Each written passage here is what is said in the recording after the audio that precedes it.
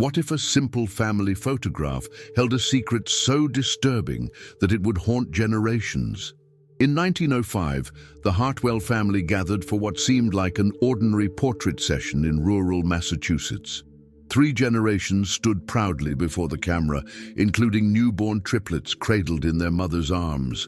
The photograph was tucked away in family albums, passed down through the decades, unremarkable in every way.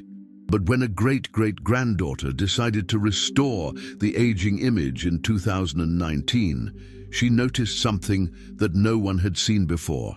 Something the third baby was holding. Something that shouldn't exist. This is the true story of a photograph that refuses to be explained. If you're enjoying this type of content, don't forget to leave a like. It really helps the channel grow. The autumn of 1905 arrived cold and early in Ashfield, Massachusetts. The Hartwell family farm sprawled across 40 acres of rocky New England soil, where 3 generations had worked the land since before the Civil War. Samuel Hartwell, 62 years old with hands like weathered oak, had built the farmhouse himself in 1867. His son Thomas, now 34, had taken over most of the daily operations, and Thomas's wife Eleanor had just given birth to triplets, a miracle and a burden in equal measure. The decision to commission a family photograph came from Samuel. At his age, he understood that time was precious. He wanted something permanent, something that would outlive him and preserve the Hartwell legacy.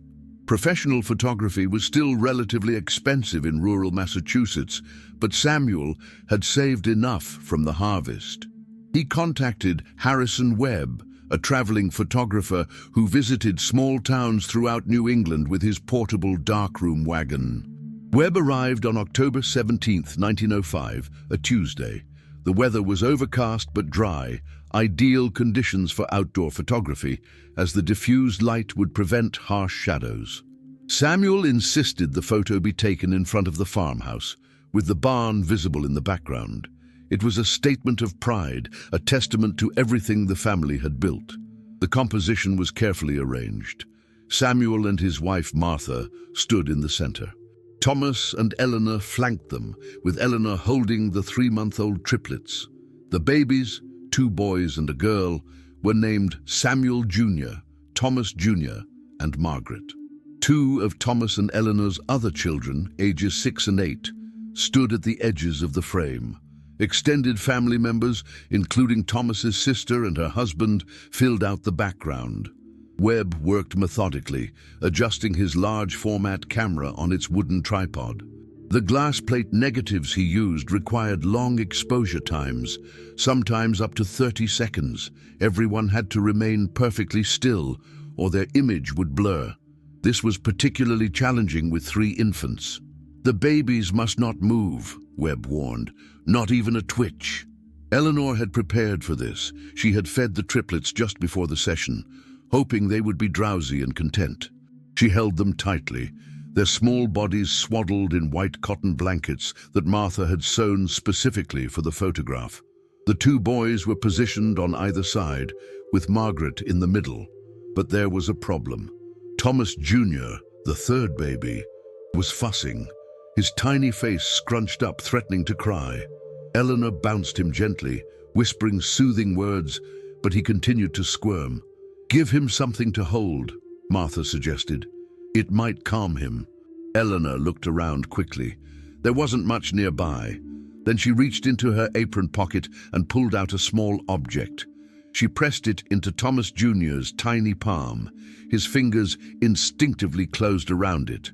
Almost immediately he settled, his eyes going wide and calm. Webb didn't notice. He was focused on adjusting his camera's aperture, calculating the precise exposure time needed given the afternoon's light conditions. "Everyone ready?" he called out. "Remember, absolute stillness. Don't even breathe if you can help it." The family froze. Samuel's jaw set firm. Martha's hands clasped in front of her. The children's eyes stared directly at the camera lens, unblinking. And the triplets, miraculously, remained quiet in Eleanor's arms. Webb removed the lens cap. 30 seconds of perfect silence followed. Then he replaced the cap, the exposure complete. "Excellent," Webb said, satisfied. "That should be a fine photograph." The family relaxed, tension breaking into relieved laughter. The children ran off to play. Eleanor looked down at Thomas Jr., who was still gripping whatever she had given him. She gently pried it from his fingers and returned it to her pocket before anyone could see. Webb packed up his equipment and departed the next morning, promising to return with the finished prints in 2 weeks. When he did, the Hartwell family gathered to see the result. The photograph was everything Samuel had hoped for. Crisp, clear, dignified. Every face was visible, every detail preserved. They ordered several copies to distribute among family members. The photograph hung in the Hartwell farmhouse for decades. When Samuel died in 1911, it remained on the parlor wall. When Thomas took over the house, he kept it there. When the farm was eventually sold in 1954, the photograph went with the family to their new home in Springfield. Through marriages, moves, and generations, copies of the photograph circulated among descendants, a treasured piece of family history. No one noticed anything unusual. The photograph seemed perfectly ordinary, a formal Victorian-era family portrait, typical of its time. The stiff poses, the serious expressions, the carefully arranged composition, all standard for early 20th century photography. If you're enjoying this story so far, leave a like and subscribe to the channel. It helps a lot. Jennifer Morrison had always been fascinated by her family's history. As a graphic designer living in Boston, she had the skills to restore old photographs digitally, removing damage, enhancing faded images, and bringing clarity to pictures that had deteriorated over time. When her grandmother passed away in 2018, Jennifer inherited several boxes of family memorabilia, including multiple copies of the 1905 Hartwell family photograph. The photograph had suffered over the years. The paper had yellowed, creases had formed along the edges, and some areas had faded significantly. Jennifer decided to restore it as a gift for her mother's 70th birthday. She carefully scanned the photograph at high resolution, 4800 dpi, far higher than necessary for a simple restoration. But Jennifer believed in preserving every possible detail. The restoration process began in March 2019.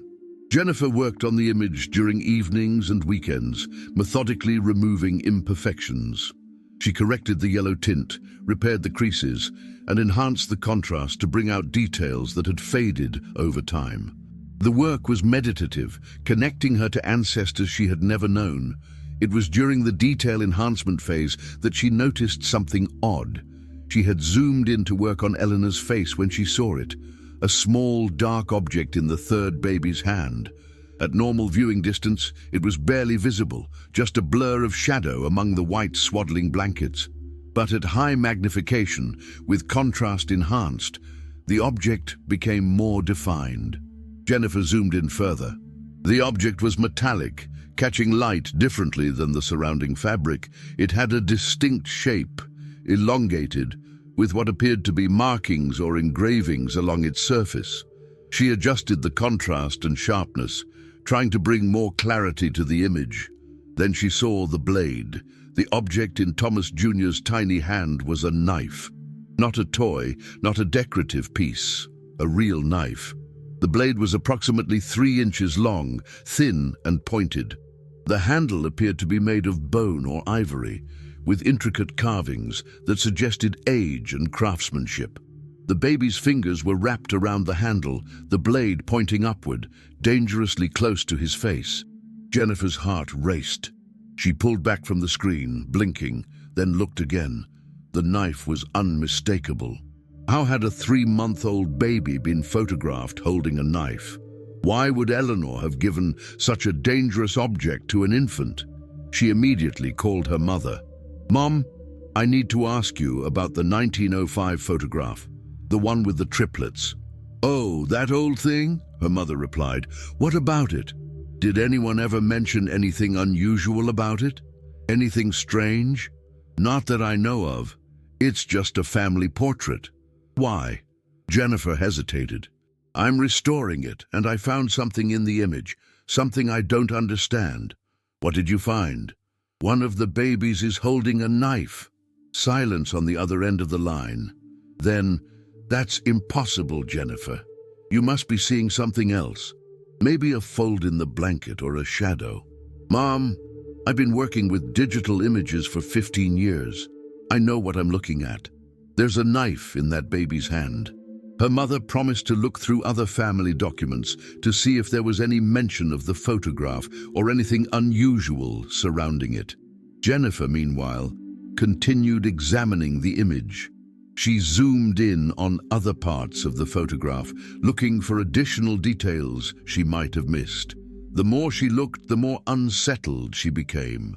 The knife itself was disturbing enough, but there were other elements that seemed off. The baby's expression, for instance. While his siblings appeared either drowsy or neutral, Thomas Jr.'s eyes were wide open, staring directly at the camera with an intensity that seemed impossible for a 3-month-old. The contrast enhancement made his gaze even more pronounced, almost aware, almost knowing. And there was something else. In the background, partially obscured by Thomas's shoulder, was a figure. Jennifer had assumed it was another family member, but as she enhanced that area of the image, the figure's positioning seemed wrong. Everyone else in the photograph was clearly defined, their positions logical and expected, but this figure was blurred, as if they had moved during the exposure. Their face was completely indistinct, just a pale oval with dark hollows where eyes should be. Jennifer tried to tell herself she was reading too much into it. Movement blur was common in long-exposure photography, especially with children or anyone who couldn't remain perfectly still. But the figure's position troubled her.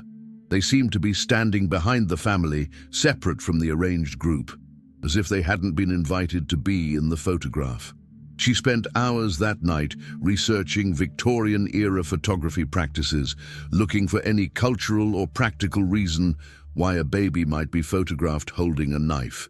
She found nothing. Infant photography from that period typically involved simple props, toys, blankets, sometimes flowers, never weapons. Leave a comment below about what you think of this story so far. Jennifer's investigation deepened. She contacted the Ashfield Historical Society, hoping to find information about the Hartwell family or the photographer Harrison Webb. The Society's archivist, an elderly woman named Patricia Brennan, was intrigued by the inquiry. The Hartwells were a well-known family in the area, Patricia explained during their phone conversation. They owned one of the larger farms, but I don't recall anything particularly unusual about them. Let me search our records. 3 days later, Patricia called back. I found something. There's a mention of the Hartwell triplets in a local newspaper from 1906. Would you like me to send you a copy? The newspaper article arrived via email as a scanned PDF. It was from the Ashfield Eagle, dated February 12, 1906. The headline read, "Tragedy strikes Hartwell Farm. Infant dies under mysterious circumstances." Jennifer's hands trembled as she read, Thomas Hartwell Jr., infant son of Thomas and Eleanor Hartwell, was found deceased in his crib on the morning of February 10th. The child, one of triplets born last July, was reportedly in good health the evening prior. Dr. Edmund Worth was summoned but could determine no clear cause of death. The grieving family has requested privacy during this difficult time. The child will be interred in the Ashfield Cemetery on February 14th. Thomas Jr., the baby holding the knife in the photograph, had died at 7 months old. The cause of death was undetermined. Jennifer felt a chill run down her spine. She continued her research, discovering more fragments of information. Birth records confirmed the triplets were born on July 23, 1905, making them 3 months old at the time of the photograph in October. Death records confirmed Thomas Jr.'s death on February 10, 1906, but there was nothing about how he died, nothing about any investigation or suspicion of foul play. Jennifer reached out to distant relatives, asking if anyone had heard family stories about Thomas Jr.'s death. Most knew nothing. But one second cousin, an 80-year-old man living in Vermont, remembered his grandmother mentioning it. She said there was something wrong with that baby, he told Jennifer during a phone call. Something that scared Eleanor. I was just a kid when I heard this, so I don't remember all the details. But I remember my grandmother saying that Eleanor refused to talk about Thomas Jr. after he died. She wouldn't even allow his name to be spoken in the house. Did she say what was wrong with him? Jennifer pressed. No, just that he was different from the other two, that he looked at people in a way babies shouldn't. My grandmother was superstitious, though. She believed in all sorts of old country nonsense. I wouldn't put too much stock in it, but Jennifer couldn't let it go.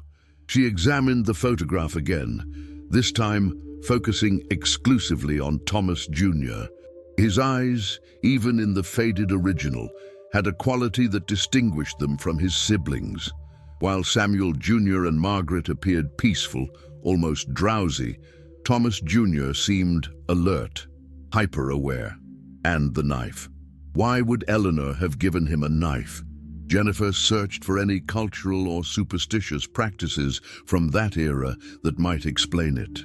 She found references to various protective charms and talismans used in early 20th century New England, many inherited from European folk traditions. Iron objects were sometimes placed near infants to ward off evil spirits. Could the knife have been some form of protection?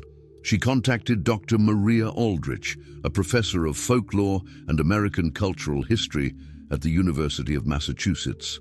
Dr. Aldrich was immediately interested in the photograph. Iron has been used as a protective element in many cultures, Dr. Aldrich explained when they met in her office.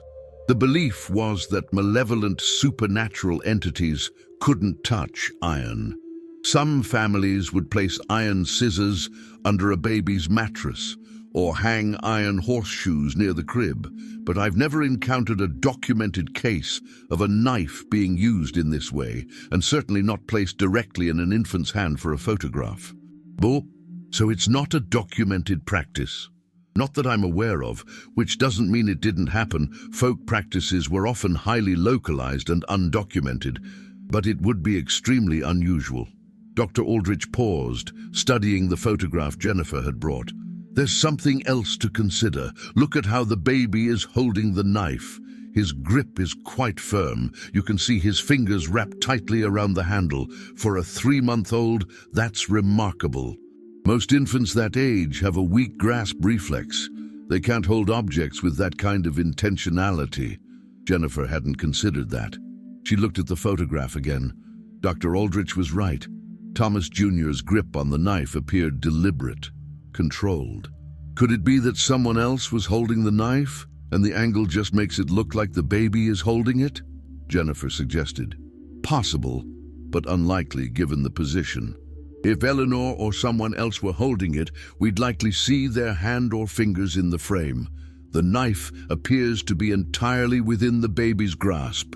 They discussed other possibilities, trick photography, manipulation of the original image, even the possibility that what appeared to be a knife was actually something else entirely. But each explanation felt inadequate.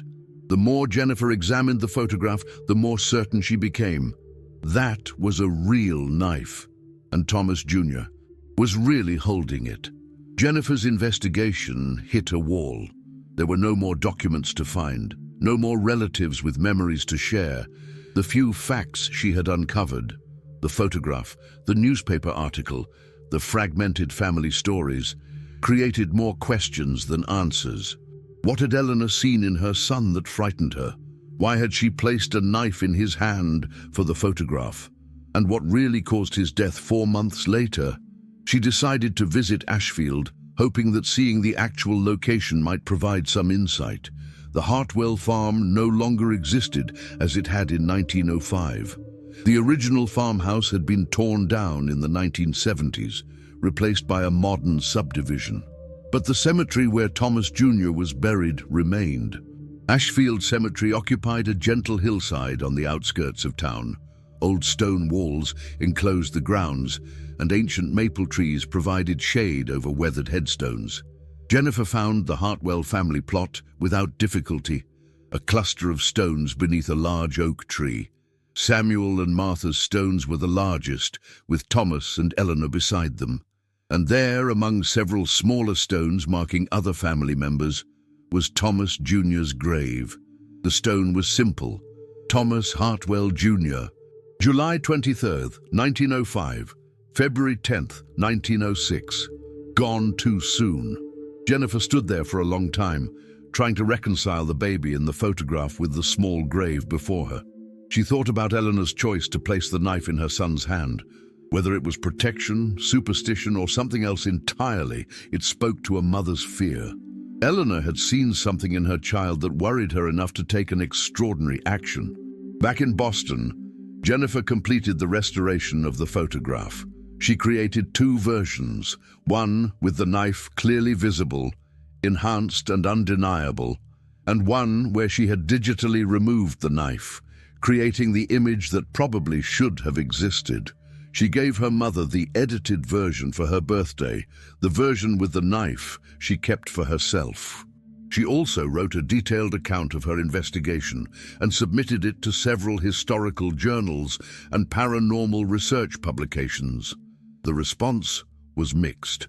Some historians were intrigued by the documentation of an unusual Victorian-era practice. Paranormal researchers seized on the story as evidence of something supernatural.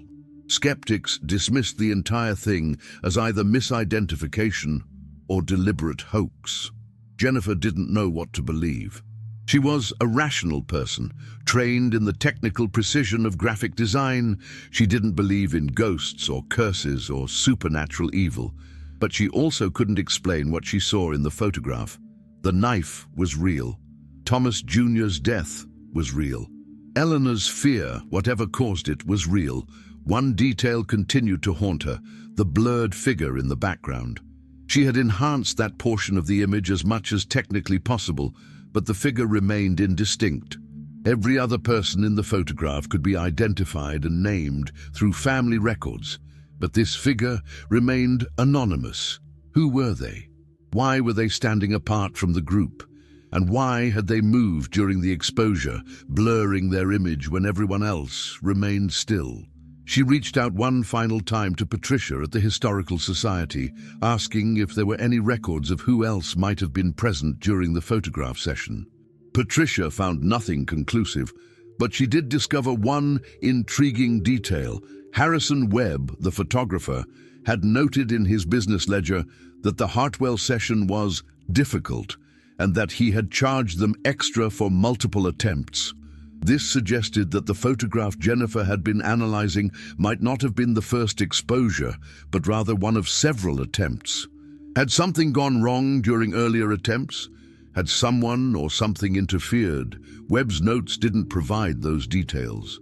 Jennifer also learned that Webb himself had died in 1907, just 2 years after taking the Hartwell photograph. He had fallen from his wagon while traveling between towns, striking his head on a rock. Local newspapers described it as a tragic accident, but Jennifer noticed the date, February 10th, 1907, exactly 1 year after Thomas Jr.'s death. Coincidence? Probably. But the timing felt significant. In the end, Jennifer was left with a photograph that defied simple explanation. She could document what she saw: the knife, the baby's intense gaze, the mysterious blurred figure, but she couldn't explain why. The historical record provided fragments of a story, but no coherent narrative. Eleanor took whatever knowledge she had to her grave.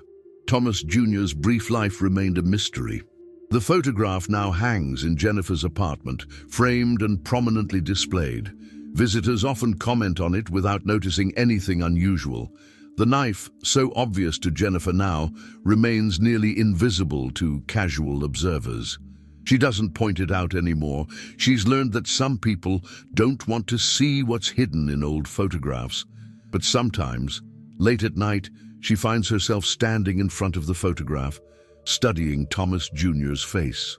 those wide, knowing eyes. That tight grip on a knife no baby should hold, and she wonders what Eleanor saw in her son that cold October day in 1905. What made a mother so afraid that she armed her infant with iron against something she couldn't name? The photograph keeps its secrets. Thomas Jr. died more than a century ago, taking whatever truth he represented with him. The knife he held, if it ever existed as a physical object and wasn't just a captured moment of inexplicable weirdness, is long lost. The mystery remains suspended in time, frozen in silver halide crystals on century-old paper, waiting for an explanation that may never come. Some questions, Jennifer has learned, don't have answers. Some images capture moments that resist understanding. And some families carry secrets that die with them, leaving only shadows and suggestions in old photographs, hints of something darker that once existed but can no longer be proven or disproven. The Hartwell family photograph from 1905 remains exactly what it appears to be, a formal Victorian portrait of 3 generations. Everything else, the knife, the death, the fear, exists in the spaces between documented facts, in the realm of possibility where evidence ends and speculation begins. Você está absolutamente certo. Peço desculpas pela omissão. Aqui está o capítulo 5. The story of Jennifer's discovery didn't end with her investigation. After publishing her account online in late 2019, the photograph began circulating on social media and historical mystery forums. What started as a personal family research project evolved into something larger, attracting attention from researchers, photographers, and people fascinated by unexplained historical anomalies. Dr. Raymond Chen, a professor of photographic history at NYU, contacted Jennifer in early 2020. He specialized in 19th and early 20th century photography techniques and was particularly interested in authenticating the image. Jennifer sent him the original photograph, not a scan, but the actual century-old print she had inherited from her grandmother. Dr. Chen's analysis took 3 months. He examined the paper stock, the photographic chemicals used, the printing techniques, and most importantly, the image itself at microscopic levels. His conclusion was definitive. The photograph was authentic, taken in 1905 using period-appropriate methods and materials. There was no evidence of manipulation, double exposure, or any other trick photography technique common to that era. The knife is genuinely part of the original exposure, Dr. Chen wrote in his report. Whatever we're seeing in this image was physically present when Harrison Webb took this photograph. This isn't a developing error, a chemical artifact, or a later addition to the print. That object was in that baby's hand when the shutter opened. His authentication only deepened the mystery. If the knife was real, then Eleanor had deliberately placed a dangerous weapon in her 3-month-old son's grasp for a formal family portrait. The question of why remained unanswered. Jennifer received dozens of emails from people claiming to have explanations. Some suggested medical conditions that might have caused Thomas Jr.'s unusual alertness and early death. Others proposed conspiracy theories involving secret societies or occult practices in rural New England. A few simply shared their own stories of discovering disturbing details in old family photographs. One email stood out. It came from a woman named Catherine Doyle, who identified herself as a distant relative of Eleanor Hartwell. Catherine's great-grandmother had been Eleanor's cousin, and she possessed letters that Eleanor had written in the years following Thomas Jr.'s death. "My family never talked about these letters," Catherine wrote. "They were kept in a locked box and labeled, 'Do not open.' I only found them last year when cleaning out my mother's estate.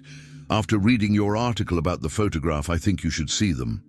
Jennifer drove to Catherine's home in Providence, Rhode Island, the following weekend. Catherine was in her 70s, a retired schoolteacher who had spent years documenting her family history.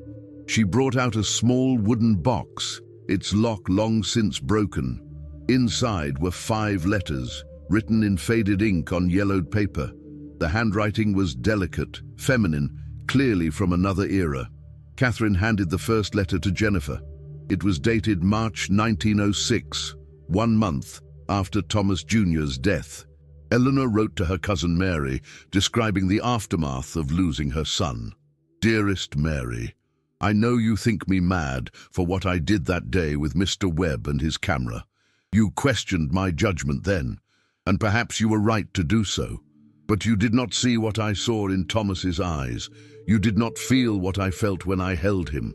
There was something wrong with that child from the moment he drew breath. The other 2 were normal, healthy, peaceful. But Thomas, he never cried like a baby should. He never slept soundly. His eyes followed things that weren't there. At night, I would hear sounds from his cradle, sounds no infant should make. Samuel thought me hysterical. Even the doctor said I was simply exhausted from caring for 3 babies. But a mother knows when something is fundamentally wrong." Jennifer's hands shook as she read. The letter continued. "Mother gave me the knife. It was old," she said, "from the old country. Her grandmother had used it for protection against things that walk between worlds. I thought her superstitious, foolish. But as the weeks passed and Thomas grew stranger, I became desperate. The knife was supposed to bind whatever was in him, to keep it from fully taking hold. Mr. Webb thought it odd when I insisted Thomas hold it for the photograph, but I paid him extra for his discretion. I told Samuel it was Mother's good luck charm. He believed me because he wanted to believe everything was normal." The letter's final paragraph made Jennifer's breath catch. "I don't know if the knife helped or hastened what came. Thomas died in his sleep, they say. But I was awake that night. I heard him in his cradle, heard sounds that weren't crying but weren't quite words either. I went to his room and found him staring at the ceiling, eyes wide in the darkness. Then he simply stopped breathing. No struggle, no distress, just stopped. As if whatever was using his small body had finally decided to leave. The doctor found nothing wrong. How could he? How do you explain to a man of science that your child was never truly your child at all?" The other 4 letters contained similar content. Eleanor's ongoing struggle with grief, mixed with relief, her guilt over feeling relieved, her fear that whatever had been wrong with Thomas might manifest in her other children. It never did. Samuel Jr. and Margaret lived normal, healthy lives. Samuel Jr. died in 1964 at age 59. Margaret lived until 1989, reaching 84. Jennifer photographed all 5 letters with Catherine's permission. They provided context, but not closure. Eleanor believed something was wrong with her son, believed it strongly enough to resort to folk magic and protective charms. But belief isn't evidence. Postpartum depression, exhaustion from caring for triplets, the stress of rural farm life, all could explain Eleanor's perceptions. Sudden infant death syndrome, though not understood or named in 1905, could explain Thomas Jr.'s sudden death. Yet the photograph remained. The knife was real, the baby's grip was real, Eleanor's fear was real. And the blurred figure in the background, never explained in any of the letters, stood as a silent witness to something that may have happened that October day. Jennifer added the letters to her archive. The complete story. Photograph, historical records, Eleanor's own words, painted a picture of early 20th century life, intersecting with old superstitions and genuine maternal terror. But it didn't answer the fundamental question. Was Eleanor responding to a real supernatural threat, or was she a traumatized mother projecting her fears onto an innocent child? The photograph has since been featured in several documentaries and books about unexplained historical mysteries. Some present it as evidence of genuine supernatural activity. Others use it to discuss postpartum mental health in historical contexts. The Smithsonian's National Museum of American History requested permission to include it in an exhibit about Victorian photography and cultural practices. Jennifer agreed to all of it. She believes the story should be told, should be examined, should be preserved. Not because she knows what really happened, but precisely because she doesn't. The uncertainty is part of the story's power. The original photograph remains in Jennifer's possession. She's had multiple offers to sell it, from private collectors, museums, even a paranormal television show that wanted to feature it. She's refused all offers. The photograph is family history, and family history isn't for sale. Sometimes she still stands in front of it late at night, studying Thomas Jr.'s face, that intense gaze, those impossibly aware eyes, the knife gripped in tiny fingers. And she thinks about Eleanor, alone on a dark February night in 1906, listening to sounds from her baby's cradle that shouldn't exist, making impossible choices to protect her family from something she couldn't name or explain. The mystery endures, because reality doesn't always provide neat explanations. Some moments resist categorization. Some photographs capture something that exists in the space between documented fact and lived experience. The Hartwell family photograph from 1905 remains suspended in that space, real but inexplicable, documented but not understood. Thomas Hartwell Jr. died 119 years ago. Whatever he was, whatever Eleanor feared he might be, is long gone. All that remains is an image on aging paper, a handful of letters in faded ink, and questions that have no definitive answers. The photograph continues to exist as it always has, a window into a moment when something unusual happened, something that left traces but no clear explanation. And perhaps that's how some stories should end, not with answers, but with acknowledgement that some mysteries are meant to remain mysteries. The photograph asks questions that cannot be fully answered. It presents evidence that cannot be fully explained. It preserves a moment that cannot be fully understood. And in doing so, it reminds us that history is not just a collection of facts, but also a repository of experiences that defy simple categorization. The story of the 1905 Hartwell family photograph is complete not because all questions have been answered, but because all available evidence has been presented. What you choose to believe, supernatural presence, maternal delusion, tragic coincidence, or something else entirely, is ultimately a personal decision. The photograph itself remains neutral, holding its secrets across more than a century, waiting patiently for interpretations that will never be definitively proven or disproven. Some mysteries are solved, others are simply witnessed, documented, and passed along to the next generation to contemplate. The Hartwell photograph belongs to the second category, a permanent question mark in the historical record, a reminder that not everything from the past can be neatly explained by the present.